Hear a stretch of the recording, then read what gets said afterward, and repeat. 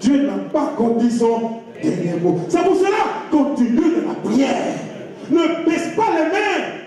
Ne t'abats pas. Ne te décourage pas. Ne t'avoue pas vaincu.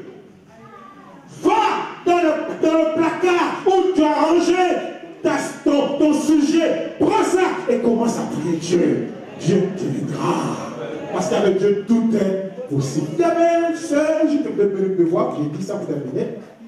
Elle m'a dit, pasteur, mon mari est allé en mission dans un pays étranger, au Maroc. Et qu'est-ce qu'il a fait? Il est tombé sur les chambres d'une fille là-bas. Et qu'est-ce qu'il a fait? Il a coupé tout contact avec nous, moi et mes enfants. Il ne nous envoie plus l'argent, il ne s'occupe plus de nous. Vraiment, prie Dieu pour que Dieu m'aide. Il dit, ok, on va prier. Je vous dis, durant 4 années, la sœur est restée malheureuse. Mais ce qui était merveilleux, elle ne cessait de prier Dieu pour ce sujet. Elle prie, elle jeûne, elle et ses enfants font jeûner prière pour que Dieu intervienne, pour que Dieu change le cœur de l'homme, pour que Dieu ramène le papa. Il dit, s'il revient, tu pardonnes, elle dit, je pardonne papa, je pardonne. Il dit, bon, ok, prions Dieu. On prie. Et un bon matin, au bout de 4 ans, le monsieur est venu. Il est allé, il s'est mis à genoux devant sa femme et ses enfants pour demander pardon. Et j'ai dit, la sœur s'est mise à pleurer. Elle a commencé à pleurer. Elle pleurait. Non pas parce qu'elle avait mal au cœur, mais elle pleurait de joie. Parce que Dieu venait de réaliser sa prière. Alléluia! Dieu a fait une œuvre extraordinaire. Elle était en train de pleurer de joie. Dans l'église, elle pleurait.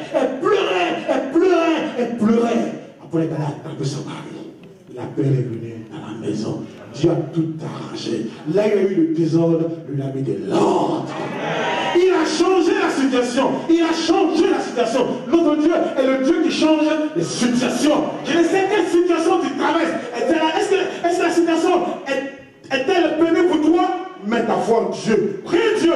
Même si elle tarde, la Bible dit dans Habakkuk chapitre 2, le verset 3, même si ça tarde, attends-la. C'est qu'elle s'accomplira. Alléluia. Fais ta foi en Dieu. La Bible nous dit dans Exode 3, le verset 6, Israël a crié 400 années. C'est Dieu qui dit à Israël, à Moïse. Le peuple a crié 400 années. Et c'est pour cela que je t'envoie vers ce peuple. Pour sauver ce peuple-là de la main des Égyptiens. Je t'envoie vers ce peuple. 400 années de cris. Toi, ça fait combien d'années que tu cries? Israël a crié pendant 400 années de douleur, d'amertume, parce que Israël était esclave dans la main des Égyptiens. Et il criait à Dieu, Dieu, au secours, Dieu, au secours, durant 400 ans. 400 ans de prière, 400 ans de douleur de prière, 400 ans de jeûne de prière. 400 ans. 400 ans. Et Dieu est intervenu. On envoie Moïse pour faire sortir Israël de la main de Pharaon. Toi, ça fait combien d'années que tu pries? Toi, ça fait combien d'années? Peut-être qu'un jour. Peut-être que 2 jours. Peut-être qu'une semaine. Peut-être qu'un mois. Peut-être qu'un an. Et puis toi, tu es déjà fatigué. Et puis toi, tu as déjà rangé le problème dans le placard. Et puis toi, tu as déjà abandonné. Israël, durant 400 ans, ils ont crié à Dieu. Et Dieu est devenu après 400 ans. Frère, Dieu est Dieu. Alléluia. Sachez une chose, depuis le premier jour que vous avez lancé la prière, Dieu a enclenché le processus des instruments. Continue à soutenir ce processus par ta prière. Si tu pries, le processus ira jusqu'à son terme. Sache une chose, Dieu t'a donné la solution, mais le diable, il est là. Mauvais qu'il est, il s'oppose à ce que toi tu rentres en possession. Si tu continues à prier, Dieu enverrait des anges combattre le diable. Et toi, tu vas entrer en possession de la solution. Toi aussi, tu pourras dire, comme Anne, Dieu m'a exaucé. Tu vas avoir ton Samuel ce matin, Dieu te donne ton Samuel.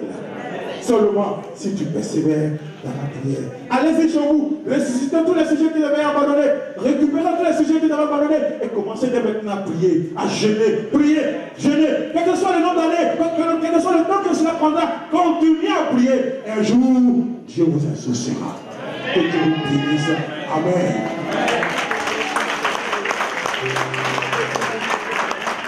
Nous allons prier, s'il vous plaît.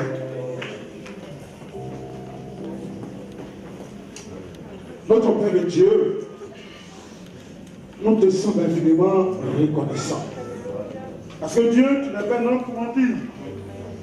Tu es le Fils de Dieu. Et avec toi, tout est possible. Lorsque tu prends le temps de nous exhorter, c'est parce que tu as eu un besoin. Et tu veux que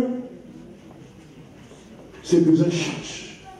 Alors tu te donnes la réponse, ou bien la parole adéquate, pour que nous puissions mettre cela en application et que toi tu puisses faire ce miracle dans notre vie. Seigneur, plusieurs aujourd'hui découragés, abattus,